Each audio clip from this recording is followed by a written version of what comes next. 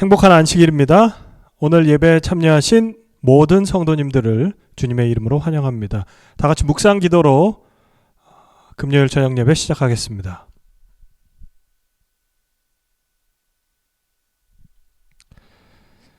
오늘 예배는 삼육대학 신학과에서 역사신학을 가르치시는 이국헌 목사님 말씀을 시청하시겠습니다. 12월부터 저희가 재림신앙의 기둥이 되는 기별을 시리즈로 이 이국헌 목사님 말씀을 듣고 있는데요. 오늘은 조건적 불멸론을 리부팅하라 라는 제목으로 말씀을 듣도록 하겠습니다. 조건적 불멸론이 재림교회의 교리에 어떻게 들어오게 됐고 또 어떻게 발전했는지에 대해서 성서적인 근거와 역사적인 사실을 통해서 말씀을 해주실 거고요. 영원불멸론의 뿌리를 살펴보고 또 조건적 불멸론을 믿는 학자들의 사상들을 비교할 겁니다.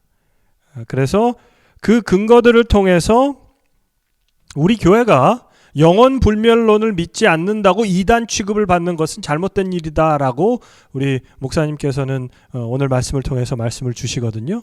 오늘 이 말씀을 통해서 여러 가지 다양한 측면에서 또 조건적 불멸론, 우리가 믿는 인간이 죽으면 영과 혼이 분리되는 것이 아니라 예수 그리스도께서 오시는 그날까지 잠자고 있다가 예수님을 믿는 성도들은 영원한 생명으로 또 불멸하는 몸으로 변화한다는 이 조건적 불멸론에 대하여 우리가 다시 한번 확인하는 시간이 되기를 바라겠습니다. 우리 다 같이 말씀 함께 보도록 하겠습니다.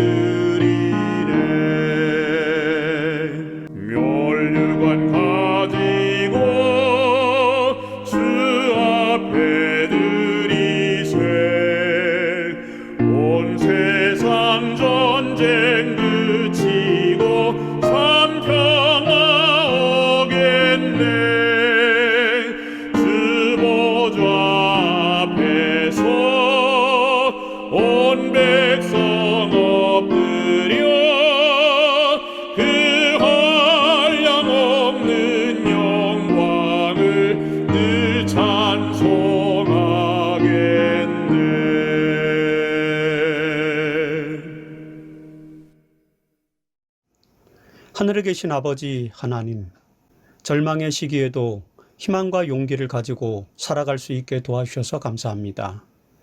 재림성도로서 이 시대에 희망이 되는 삶을 살게 도와주시옵소서. 오늘 재림신앙을 리부팅하라 그 첫째 강의로 재림신앙에 대해서 성찰해 보고자 합니다.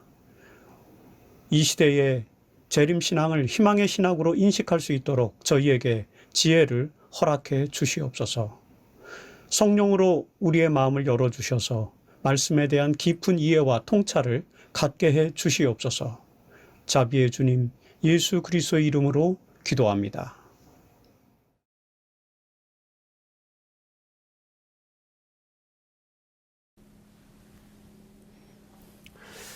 안녕하십니까 성도 여러분. 재림신앙의 랜드마크를 리부팅하라 5번째 강의를 진행하도록 하겠습니다. 오늘은 조건적 불멸론을 리부팅하라는 제목으로 함께 말씀을 나누도록 하겠습니다. 마태복음 10장 28절에 여러분들이 잘 아는 말씀이 있죠.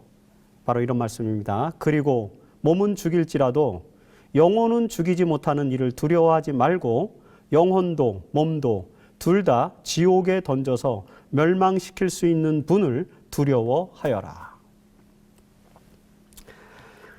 네, 재림교회 신앙의 5번째 랜드마크, 5대 랜드마크 중에 마지막 하나는 조건적 불멸의 교리입니다. 조건적 불멸의 교리란 사람을 구성하고 있는 영혼과 육체를 분리할 수 없는 하나의 존재, 즉 일원론적으로 인식하고 그리스도를 믿는 사람이 죽으면 그 존재가 소멸되었다가 의인들이 부활을 통해서 불멸의 삶을 얻게 된다는 사상, 그래서 조건적 불멸이라고 하는 사상을 말하는 것입니다.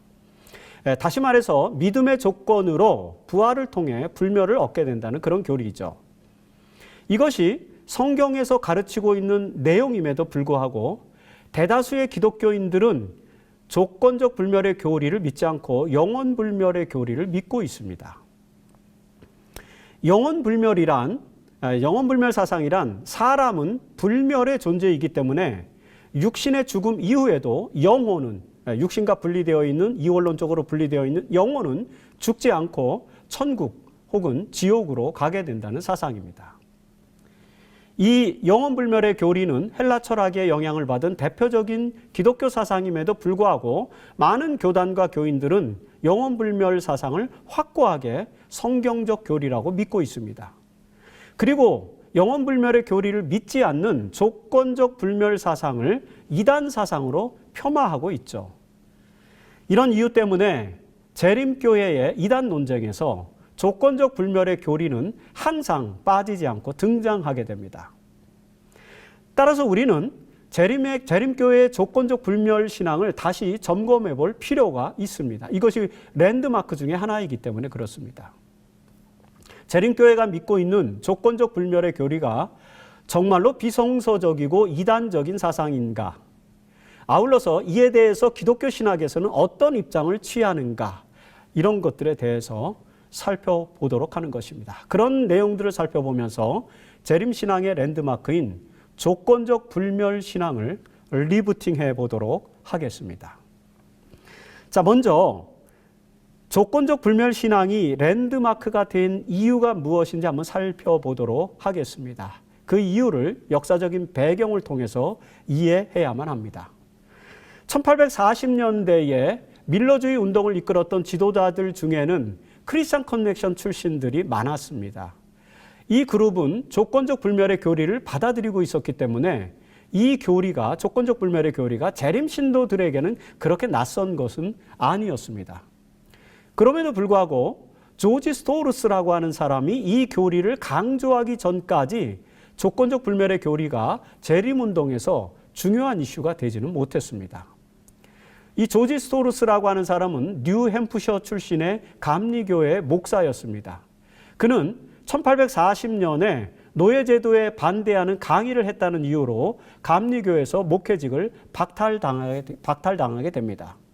사실 조지 스토우루스는 그 3년 전에 헨리 구루의 글을 통해서 조건적 불멸의 교리를 접한 후에 3년 동안 이 조건적 불멸의 교리를 연구하여서 영원불멸의 교리가 성경적이지 아니라는 사실을 깨닫게 되었습니다. 성경 연구를 통해서 조지 스토우루스는 인간은 오직 그리스도의 은혜로 불멸을 얻을 수 있으며 그 선물을 거절하는 악한 자들은 둘째 사망에서 불에 의해 소멸된다라는 사실을 확신하게 되었습니다. 이런 확신을 조지 스토우루스는 1941년에 한 연구, 악한 자의 영혼은 불멸하는가, 세계의 편지라고 하는 글로 출간을 하게 됩니다. 그리고 1842년에 이 내용을 6개의 설교문으로 만들어서 다시 출판하였습니다. 바로 이 시기에 스토르스는 밀러주의 재림운동에 가담해서 재림 신도들에게 조건적 불멸의 교리를 전파하기 시작했죠. 그런데 윌리엄 밀러와 조시아 리치 같은 사람들은 스토르스의 조건적 불멸의 교리에 반대했습니다. 특별히 조시아 리치는 스토르스의 주장에 반대하기 위해서 반영혼 멸절론자, 영혼 멸절론을 가르치는 사람들에 반대한 이런 반영혼 멸절론자라는 책을 출판하기도 할 정도였습니다. 하지만 이런 상황에도 불구하고 몇몇 밀러주의 지도자들이 스토르스의 기별을 받아들이게 되었죠. 제이 존스는 밀러에게 스토르스의 이 조건적 불멸의 기별을 반대하지 말라라고 제언하기도 했습니다. 둘째 천사의 기별을 선포했던 찰스 피치도 스토르스의 편에 서서 그 조건적 불멸의 교리를 받아들였습니다. 이렇게 해서 재림 운동에 가담했던 밀러주의 지도자들 중에는 조건적 불멸의 교리를 받아들이는 사람들이 어느 정도 있었습니다. 그러나 이 교리가 재림 신도들의 관심을 끌게 된 것은 사실 1844년 10월 22일의 대실망 이후에 이제 관심을 끌게 됩니다. 조셉 베이츠와 제임스 화이트는 크리스천 커넥션의 출신이었기 때문에 조건적 불멸론을 믿고 있었습니다, 이미. 그리고 이들 외에도 감리교 출신이었지만 엘렌 화이트도 조건적 불멸의 교리를 믿고 있었습니다, 그 당시에. 왜 그러냐면 엘렌 화이트이 조건적 불멸의 교리를 믿게 된 상황은 그녀의 자서전을 보면은 자세하게 우리가 이해를 할 수 있습니다. 재림운동이 한참이던 1842년에 엘렌 하모는 메인주 포틀랜드의 캐스코가에 위치한 크리스천 커넥션 교회에서 개최되었던 밀러의 두 번째 집회에서 영혼불멸의 교리와 관련된 문제를 해결할 기회를 얻게 됩니다. 당시에 14살이었던 엘렌은 영원히 타오르는 지옥에 대한 공포감으로 두려움과 낙담 가운데 빠져 있었습니다. 자서전에 42페이지에 그 내용이 나옵니다. 바로 이 시기에 엘렌의 어머니는 레비 스토크먼 목사의 가르침을 통해서 조건적 불멸의 교리를 받아들이고 있었습니다. 그래서 엘렌은 이 교리에 대해서 어머니와 대화를 한 후 몇 달 동안 심사숙고하였습니다. 그리고 레비 스토크먼 목사로부터 가르침을 또 엘렌도 받게 됩니다. 이런 과정들을 통해서 엘렌도 조건적 불멸의 교리를 받아들이게 된 것입니다. 자, 이와 관련해서 엘렌 화이트는 자서전에서 이렇게 기록하고 있습니다. 이 문제에 관한 설교를 들었을 때 나는 이것이 진리라고 믿었다. 그때로부터 죽은 자의 잠에 관한 새로운 빛이 내 마음의 어두움을 몰아냈으며 부활 문제를 가리었던 신비의 장막이 걷혔고 그 대사건 자체가 더욱 새롭고 심각한 의미를 되찾게 되었다. 이전에 나는 마음속으로 죽은 후에 즉시 상이나 벌을 받는 문제와 후에 있을 부활과 심판에 관한 분명한 사실과 조화시키기가 매우 힘들었다. 만일 죽은 영혼이 영원한 복락이나 불행에 들어간다면 미천한 썩을 육신의 부활의 필요성이 어디에 있는가? 그러나 이 새롭고 아름다운 신조는 성경 기자들이 왜 육체의 부활을 그렇게 강조했는지 그 이유를 나에게 가르쳐 주었다. 그 이유는 전 인간, 즉 육체와 영혼이 무덤 속에서 자고 있기 때문이다. 이제 나는 이 문제에 관한 우리의 과거의 입장이 잘못되었음을 명확히 깨달을 수 있었다. 자서전 49페이지, 50페이지에 있는 말씀입니다. 이처럼 밀러주의 재림운동에 가담했던 조지 스토르스, 제이 존스, 찰스 피치와 같은 사람들이 조건적 불멸의 교리를 수용했고 그리고 조셉 베이츠와 제임스 화이트 등 많은 크리스천 커넥션 출신의 재림운동 지도자들이 조건적 불멸의 교리를 수용했습니다. 그리고 나아가서 엘렌 화이트까지 조건적 불멸의 교리를 깨달았습니다. 바로 이런 이유 때문에 이 교리는 초기 재림교회가 수립되는 과정에서 자연스럽게 재림신앙의 랜드마크 중 하나가 되었던 것입니다. 이 사상은 당시 밀러나 조시아 리치의 반응에서도 나타나는 것처럼 일반 기독교인들에게는 비성경적인 것으로 받아들여지기도 했습니다. 여기서 역설적인 상황이 발견됩니다. 성경에는 죽은 자의 부활을 강조하는데도 불구하고 영혼불멸이 성경적일 수 있을까라는 것이죠. 그런데 많은 기독교인들은 그렇게 생각합니다. 그 이유는 신약에서는 부활 못지않게 영혼불멸과 관련된 기록들이 들어있기 때문입니다. 그래서 우리는 이 영혼불멸의 내용과 뿌리에 대해서 좀 이해할 필요가 있습니다. 자, 그렇다면 성경에 등장하는 영혼불멸 사상과 관련된 기록들, 그 기록들을 우리는 어떻게 이해해야 할까요? 사실 영혼불멸이냐 죽은 자의 부활이냐의 논쟁은 바로 이 지점에서부터 출발해야 합니다. 즉 성경에서부터 출발해야 한다는 것입니다. 신약에는 죽은 자의 부활뿐만 아니라 영혼불멸 사상과 관련된 내용들이 등장합니다. 특별히 그 개념들은 주로 지옥이라는 단어와 꺼지지 않는 불 내지는 구더기도 죽지 않는 곳 등의 표현으로 나타나게 되죠. 여러분, 특별히 영혼불멸론자들이 주목하는 것은 이런 표현들을 주로 예수께서 사용하셨다는 것입니다. 다음의 목록들은 예수께서 하신 말씀들입니다. 예를 들어서 마태복음 11장 23절에 가버나움아 내가 하늘에까지 높아질 것 같으냐? 아니다. 지옥에까지 내려갈 것이다. 라고 지옥이라는 단어를 화이트분이 예수님께서 쓰고 계시죠.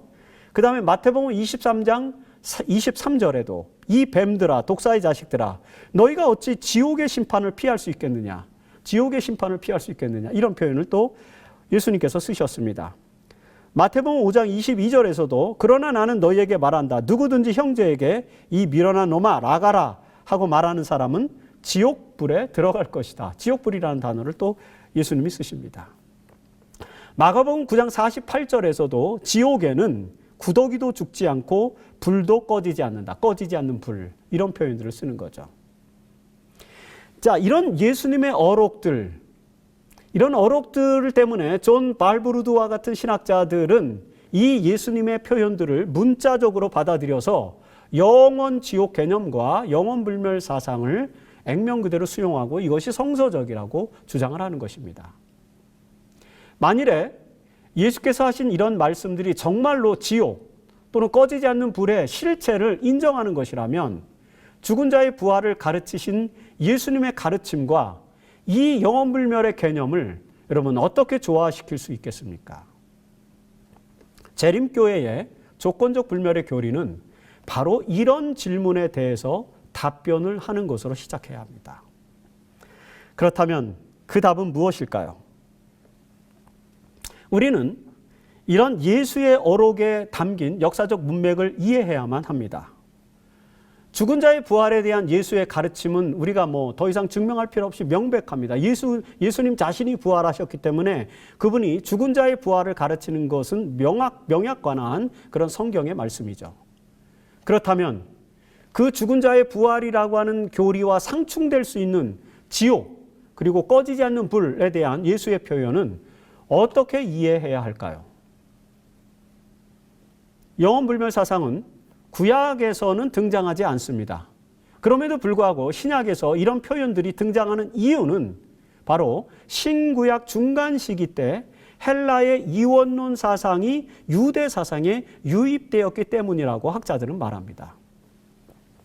기원전 4세기에 알렉산드로스 대왕이 오리엔테를 제패하고 헬라 제국을 세움으로써 팔레스타인 지역에도 헬라 사상이 유입되었습니다. 특별히 기원전 2세기 중엽에 셀레우코스 왕조의 안티오코스 에피파네스 4세가 유대를 점령한 후에 그 시기에 대제사장이었던 오니아스 3세의 동생 요슈아가 뇌물을 써서 그 대제사장에 오르게 되는데 바로 그때 이 요슈아가 대제사장에 오르면서 유대 종교의 헬라화를 추진하게 됩니다. 그로 인해서 이제 유대 종교가 타락하는 모습들을 보게 되면서 경건한 유대인 운동인 하시딤 운동이 전개되었고 바로 그 하시딤 운동에서 바리새인들이 등장하게 되죠. 그리고 그 시기 이후에 대제사장직을 독식한 사두개인이라고 하는 그룹들도 또 등장을 하게 됩니다. 그런데 이들은 자연스럽게 이 헬라 철학의 영향을 받아서 영혼불멸과 같은 사상들을 수용하게 됩니다. 바로 이런 기원전 2세기에 일어난 이런 역사적인 배경 때문에 유대 종교 지도자들은 지옥과 꺼지지 않는 불에 대한 신앙을 가지게 됩니다. 예수께서는 이런 신앙을 가진 유대인들을 향해서 권면하실 때 저들의 언어, 저들의 용어를 지금 사용하고 계시는 것입니다. 따라서 지옥에 대한 예수의 표현은 영원불멸을 믿고 있는 유대인들의 언어로 이해해야만 하는 것입니다. 우리가 잘 아는 것처럼 예수님은 종종 저들의 관습, 그리고 저들의 언어, 그리고 저들의 설화들을 가지고 당신의 가르침을 제공하셨습니다. 특별히 부자와 나사로의 비유와 같은 것이 대표적이지 않습니까? 우리가 잘 알고 있듯이 이 부자와 나사로의 비유는 이집트의 설화를 차용한 비유입니다. 그것을 예수님이 믿기 때문에 이야기한 것이 아직 당신의 교훈을 제공하기 위해서 이런 내용들을 차용하는 것입니다. 비유로 쓰는 것이죠. 이처럼 예수께서는 다양한 문맥을 사용해서 교훈하시되 비유 혹은 유비적인 방법으로 그런 것들을 사용하고 계시다는 사실을 우리는 이해해야만 합니다. 즉, 예수는 지옥이나 꺼지지 않는 불을 가르치고자 하는 것이 아니라 유대인들이 잘 알고 있던 영원불멸의 용어들을 사용해서 당신께서 가르치고자 하시는 교훈을 지금 전달하는 그런 어법, 그런 내용이라고는 하는 사실을 우리가 이해해야 하는 것이죠. 이런 이해에 기초할 때에 신약에 나타난 지옥과 관련된 예수의 말씀의 배경을 우리는 어느 정도 알 수 있게 되는 것입니다. 예수님의 말씀을 역사 문맥적으로 이해하지 않고 문자적으로 이해하게 되면 영원 지옥의 개념이 강조될 수밖에 없습니다. 그래서 기독교 역사에서 여러 신학자들이 그런 영원불멸 사상을 문자적으로 수용하게 된 것입니다. 그럼에도 불구하고 많은 또 다른 신학자들은 그 개념이 유비적인 것임을 알고 있었어요. 그래서 예수의 가르침을 죽은 자의 부활, 영원불멸이 아닌 죽은 자의 부활로 또 소개하기도 합니다.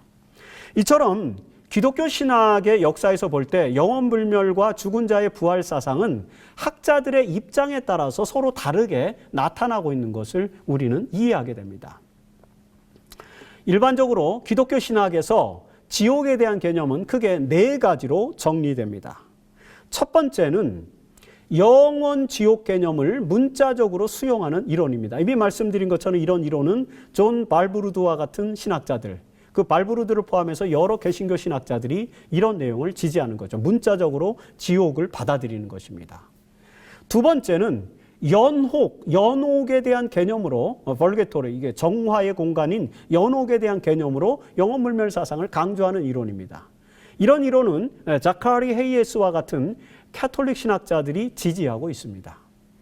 그리고 세 번째는 영원불멸 사상은 수용하지만 꺼지지 않는 고통의 불이 있는 지옥, 이것은 사실 은유적인 것이다 라고 이해하는 관점입니다. 예를 들어서 윌리엄 크로켓과 같은 사람은 지옥은 하나님의 심판에 대한 고통을 상징하는 것이라고 이렇게 설명을 하죠. 유명한 20세기 복음 전도자였던 빌리 그레이엄도 이런 입장을 지지합니다. 그리고 네 번째는 죽은 자의 부활을 강조하는 조건적 불멸론입니다. 이 이론에서는 지옥이 이제 거부되게 되죠. 조건적 불멸론을 주장하는 대표적인 개신교 학자는 클라크 피녹이라고 하는 학자가 있습니다. 그리고 복음주의 신학자인 존 스토트도 의인은 부활 후에 불멸하는 것이며 악인은 멸절한다는 조건적 불멸과 영원 멸절론을 받아들였습니다. 존 스토트도 그런 이론을 받아들입니다.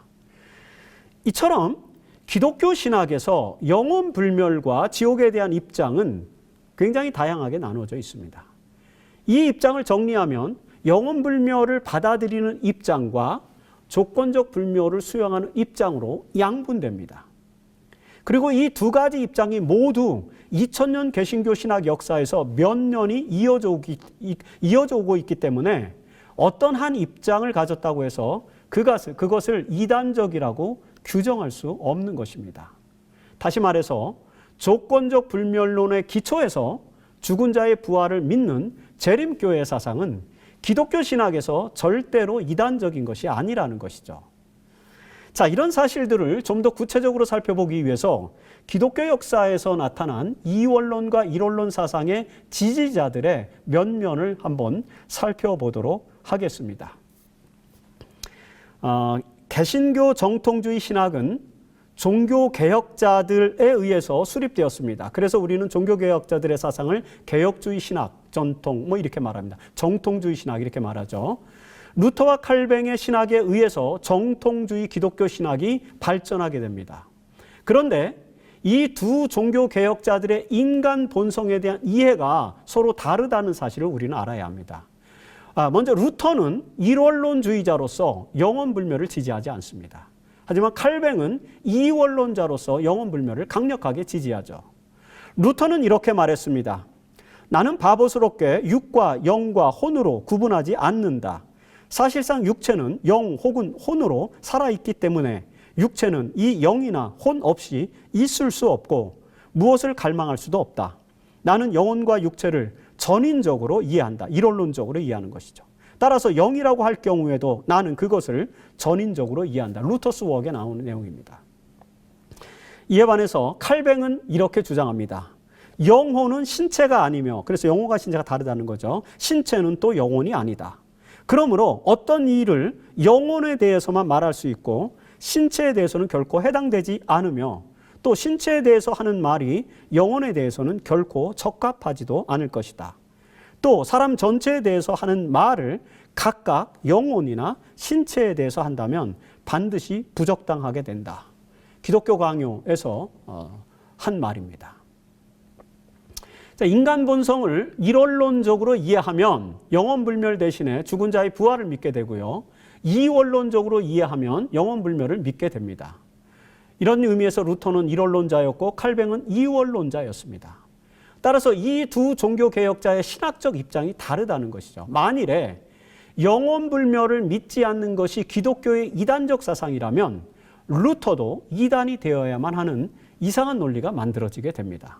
그러나 일원론주의자로서 영원불멸을 믿지 않는 루터를 이단이라고 하는 개신교인은 아무도 없습니다.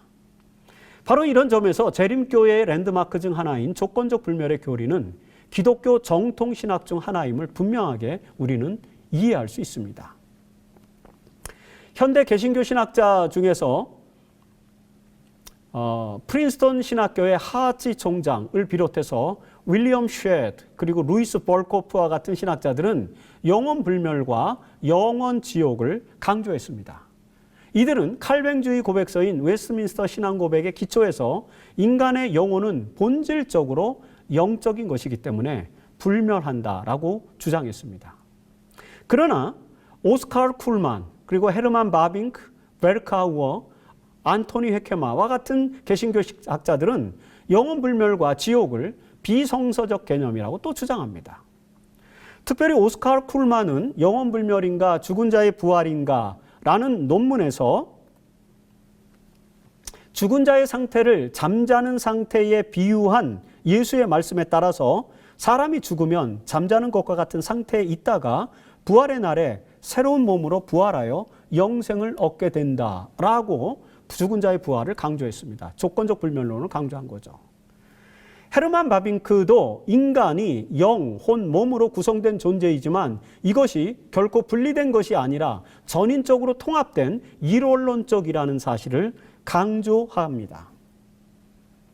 다른 이유 때문에 재림교회를 이단으로 비평했던 안토니 헤케마도 영원불멸 사상만큼은 플라톤 철학으로부터 영향을 받은 것임을 분명하게 적시하면서 불멸은 구원받은 인간이 받게 될 선물이다라고 하는 사실을 강조함으로써 조건적 불멸의 교리를 또 옹호합니다. 이처럼 인간 본성을 성서적 일원론으로 이해하는 많은 개신교 신학자들이 영원불멸의 교리를 받아들이지 않고 있습니다.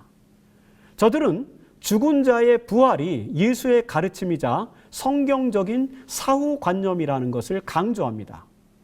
이런 강조는 재림교회 신학과 정확하게 일치하는 것입니다. 이런 기독교 신학의 입장에도 불구하고 재림교회의 조건적 불멸의 교리를 이단적인 것으로 설명한다면 그것은 기독교 신학에 대한 정확한 이해가 부재한 것 그것에서 기인한 것임을 우리는 알 수 있습니다. 자, 앞에서 제시한 학자들 외에도 20세기에 활동했던 많은 여러 신학자들 중에서도 영원불멸을 믿지 않고 지옥 개념을 받아들이지 않는 학자들이 많이 있습니다. 더 많이 있어요. 20세기 대표적인 복음주의 설교가이자 위튼 신학교를 세운 빌리 그레이엄, 아까 말씀드렸던 빌리 그레이엄은 지옥을 문자적인 실체로 받아들이지 않고 은유적으로 해석해야 한다고 주장합니다. 조건적 불멸론을 주장하는 대표적인 학자인 클라크 피녹은 1978년에 불 그리고 아무것도 없음이라는 글에서 죽은 자의 부활을 강조했습니다. 그리고 윌리엄 퍼지라고 하는 학자도 1982년에 소멸하는 불이라는 책에서 지옥과 영원불멸을 비성서적인 것으로 강조하기도 했습니다. 그리고 20세기의 유명한 복음주의 신학자 중에 하나였던 존 스토트. 이 복음주의자 존 스토트 역시 1988년에 영원멸절론에 대한 글을 발표하여서 조건적 불멸 사상을 강력하게 주장하였습니다. 그리고 필립 휴즈라고 하는 학자도 악인의 영원멸절론에 대한 입장을 발표하였습니다. 이처럼 빌리 그레이엄, 클락 피녹, 윌리엄 퍼지, 존 스토트, 필립 휴즈, 그리고 그 앞에 설명한 오스카르 쿨만, 헤르만 바빙크, 벨카우어, 안토니 웨케마, 그리고 마르틴 루터, 이런 많은 신학자들, 그런 사람들의 입장, 우리는 주목을 해야 되는 것입니다. 영원불멸을 믿지 않고 죽은 자의 부활에 기초한 조건적 불멸 사상을 주장하고 있다는 것, 우리는 그것을 주목해야 합니다. 사실 이런 입장을 가진 신학자들의 리스트는 제가 계속해서 더 말씀드릴 수 있습니다. 20세기의 대표적인 신정통주의자였던 에밀 브룬너, 그 다음에 희망의 신학자인 판넨베르크, 하나님 나라의 사상을 가장 강력하게 전파한 조지 레드와 같은 신약신학자 등도 다 이론론적인 인간 본성을 강조합니다. 그리고 이들 중에서도 우리가 언급할 수 있는 또 하나의 대표적인 사상가가 있는데 그는 바로 칼 발트입니다. 칼 발트라고 하는 신학자죠. 자, 20세기를 대표하는 신학자이자 신정통주의자인 칼 발트는 이원론과 영원불멸의 사상을 믿지 않았습니다. 그는 인간 본성을 이원론, 즉 영혼과 육체를 하나의 전인으로 이해하는 사상을 강조합니다. 특별히 그가 이런 이론론적 사상을 강조하는 이유는 예수 그리스도에 대한 이해 때문이었습니다. 칼 발트는 이렇게 설명합니다. 신적 계시의 주체인 예수는 전인적 인간의 표본이기 때문에 인간을 이론론적으로 이해하지 않으면 예수의 존재 자체를 부인하게 되고 만다.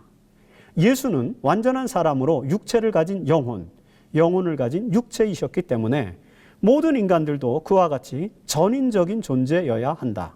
따라서 영혼과 육체가 분리된다는 이원론적 사유는 이론적 기반이 없다. 여러분, 루터로부터 시작해서 오스카르 쿨만과 클라크 피녹과 존 스토트와 칼 바르트에 이르기까지 개신교 신학에서 매우 중요한 주류 신학자들은 인간 본성에 대해서 이원론을 거부하고 일원론을 받아들였습니다. 따라서 그들은 영원불멸보다는 죽은 자의 부활이 성서적이라고 강조했습니다. 재림교회의 조건적 불멸의 교리는 이처럼 많은 신학자들의 신학적 견해로부터 지지를 받았습니다. 그럼에도 불구하고 재림교회의 조건적 불멸의 교리를 이단적인 사상이라고 생각한다면 그건 기독교 신학에 대한 이해의 부족에서 나타나는 것이라고 밖에 볼 수 없다는 사실을 우리는 이해할 수 있게 됩니다. 지금까지 살펴본 기독교의 역사신학적 입장에서 우리는 다음과 같은 내용을 정리해 볼 수 있습니다. 첫 번째, 인간 본성과 사후 상태에 대한 기독교 신학은 일원론과 이원론의 신학적 긴장과 대립 속에서 발전해 왔다는 것이죠. 그 다음에 두 번째, 영원불멸을 주장하는 이원론자들과 죽은 자의 부활을 강조하는 이론론자들은 모두 다 개혁주의 내지는 복음주의 신학 계열에서 현저하게 존재한다라는 것입니다. 그리고 세 번째, 이들은 이 주제에 있어서 서로 다른 입장을 가지고 있으면서도 서로를 이단으로 지적하지 않는다는 것입니다. 그렇다면 이론론적 입장에서 영원불멸을 믿지 않고 죽은 자의 부활을 믿는 재림교회를 이 교리 때문에 이단으로 지목하는 것은 모순된 것이다 라는 것이죠. 그리고 네 번째로 영혼에 관한 재림교회의 입장은 루터로부터 시작해서 오스카르 쿨만과 바빙크와 베르카우어, 회케마를 거쳐서 칼바르트로 이어지는 신학 전통과 아무런 차이가 없다는 것입니다. 그래서 마지막으로 클라크 피녹과 존 스토트 등과 같은 복음주의 신학자들은 재림교회와 동일한 신학인 조건적 불멸의 교리를 확고하게 믿는다는 것입니다. 이상과 같은 신학의 역사와 전통에서 볼 때 재림신앙의 랜드마크 중 하나인 조건적 불멸의 교리는 성경에 나타난 예수의 가르침에 충실한 신학임을 우리는 알 수 있습니다. 우리는 신학적 이해를 토대로 해서 조건적 불멸의 교리에 대한 우리의 입장을 리부팅할 필요가 있습니다. 그동안 이 교리 때문에 많은 재림교인들이 다른 교단의 신자들로부터 이단으로 공격을 받아왔습니다. 그러나 이제 우리는 그들과 대화할 때 저들이 존중하는 신학자들의 입장과 재림교회의 입장이 다르지 않음을 제시함으로써 이 논쟁을 종식시킬 수 있습니다. 재림교회가 이 교리 때문에 공격을 받는 이유는 사실 사탄의 일이기 때문이라고 우리는 생각해 볼 수 있습니다. 그에 대해서 엘렌 화이트는 이렇게 설명을 합니다. 사탄이 사람들을 유혹하여 받아들이게 한 또 다른 극단은 하나님의 정의와 그 말씀의 경고를 전적으로 무시하게 하여 하나님은 온전히 자비로운 분이셔서 한 사람도 멸망을 당하지 않고 성도나 죄인이나 다 마지막에 구원을 얻어 그 나라에 들어갈 것이라고 생각하게 한다. 그리고 이제 또 사탄은 영혼불멸설과 영속적 지옥의 고통 등의 두 가지 잘 알려진 오류들로서 이것이 이제 사단이 만들어낸 오류라고 이렇게 화이트인이 설명하는 거죠. 이런 오류들로서 다른 한 계층의 사람들에게 성경은 영감으로 기록되지 않은 책으로 보게 한다. 그들은 성경이 좋은 일을 많이 가르친다고 인정하지만 저희가 그것을 의지하거나 사랑하지 않는 것은 영원한 고통의 교리를 가르치고 있기 때문이라는 것이다. 살아남은 이들 389페이지에서 화이트인이 설명하는 그런 내용들이지. 여기서 보면은 영혼불멸설과 영속적 지옥의 고통 이런 것들은 사탄의 일이다라고 하는 것입니다. 영혼불멸의 교리 때문에 하나님의 사랑의 본성이 오해되고 있는데 그것이 바로 사탄의 계략이라고 엘렌 화이트인은 이 말씀에서 살아남은 이들 389페이지에서 설명하고 있는 것입니다. 재림교인들은 재림신앙의 랜드마크인 조건적 불멸의 교리를 강조함으로써 하나님의 용서와 그리스도의 사랑을 깊이 체험하고 이웃에게 전해 주어야 합니다. 그것이 조건적 불멸의 교리에서 우리가 리부팅해야 할 신앙 정신입니다. 이 놀라운 기별을 올바로 이해함으로써 재림신앙을 희망의 신학으로 승화시켜야 합니다. 이것이 21세기 재림교인들의 사명이 되도록 우리는 노력을 해야 하는 것입니다. 다시 한번 여러분들에게 정리를 해드리면 이 영혼불멸의 사상을 믿지 않고 조건적 불멸의 교리를 우리가 받아들이게 된 것은 재림교회 초기 역사에서 그 초기 지도자들이 가지고 있었던 사상, 그것이 5개의 랜드마크 중에 하나로 받아들여지면서였다는 것입니다. 특별히 조셉 베이츠라든지 제임스 화이트 그리고 엘렌 화이트 같은 분들이 다 조건적 불멸의 교리를 믿었기 때문입니다. 그래서 우리는 이것을 이 조건적 불멸의 교리를 재림신앙의 랜드마크로 믿고 따르고 있는 것입니다. 그런데 그것 때문에 재림교회가 종종 이단으로 오해를 받고 있습니다. 하지만 개신교의 역사적 신앙 전통에서 볼 때 조건적 불멸의 교리는 절대로 이단적인 사상이 아니라는 것을 너무도 많은 신학자들이 강조하고 있다는 것이죠. 그들이 강조하는 그 교리적인 이해와 재림교회의 교리적인 이해가 다르지 않다는 사실을 우리는 확고하게 확립해야만 합니다. 그래서 때때로 사람들이 우리에게 이 문제를 가지고 이단 논쟁을 걸 때 우리는 거기에 대해서 적절하게 대응할 수 있는 그런 지침을 갖게 되는 것이죠. 우리는 21세기를 살아가고 있습니다. 21세기를 하나님의 희망의 신학으로 변화시켜야 될 재림교인들입니다. 우리는 마지막 시대를 살아가는 교인들로서 이 세계를 하나님의 나라로 만들 그런 하나님의 나라를 이 시대에 이 세상에 하나님의 나라를 완성시켜야 될 그런 마지막 사명을 가지고 있는 주자들입니다. 따라서 우리가 가지고 있는 이 5개의 랜드마크의 교리, 재림 신앙을 중심으로 해서 성소 진리의 신앙, 그리고 안식일 신앙, 그리고 예언의 선물 신앙, 그리고 오늘 우리가 함께 다뤘던 조건적 불멸의 사상, 이 5가지의 랜드마크를 좀 더 이 시대의 많은 사람들에게 희망의 기별로 승화시키는 노력을 해야 됩니다. 그래서 재림신앙을 리부팅하라는 그런 제목을 가지고 5번의 강의를 말씀드린 것입니다. 모쪼록 저와 여러분들이 우리가 가지고 있는 하나님께서 우리에게 주신 이 놀라운 5대 재림신앙의 랜드마크를 좀 더 이 시대의 희망의 신학으로 승화시켜서 21세기를 살아가는 사람들에게 하나님 나라에 대한 놀라운 소망과 희망을 안고 살아갈 수 있는 그런 계기를 만들어가고 우리의 선교의 핵심 기별이 될 수 있도록 그렇게 우리 자신들을 다시 한번 그 재림신앙 안으로 리부팅하는 그런 놀라운 역사가 일어나게 되기를 간절히 바라면서 오늘 강의 그리고 5번의 모든 강의를 마치도록 하겠습니다. 감사합니다.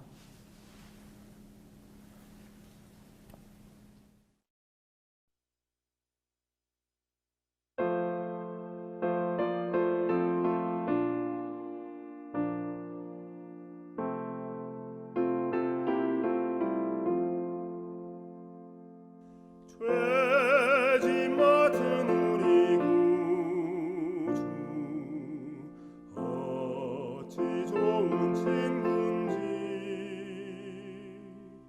걱정 근심 모든 것을 고한 사람 복 받네 주께 굳지 않는 복을 얻지 못하네 사람들이 주님 앞에 어찌 아니고 하나 시험 걱정 모든 괴로움 없는 사람 누군가 부질없이 낙심 말고 기도드려고 하세 이런 진실하신 친구 찾아볼 수 있을까 우리 약함하는 주께 어찌 아니고 하나 의심되는 중한 짐을 아니 진자 누군가 피난처는 구주 예수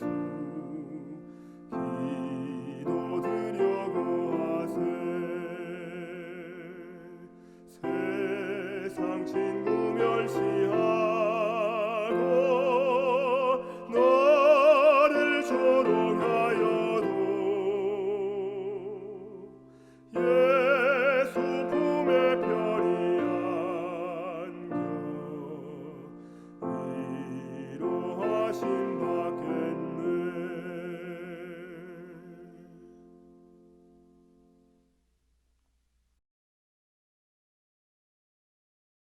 생명의 하나님, 부활의 소망과 믿음으로 얻게 되는 불멸의 희망을 깨닫게 도와주셔서 감사합니다.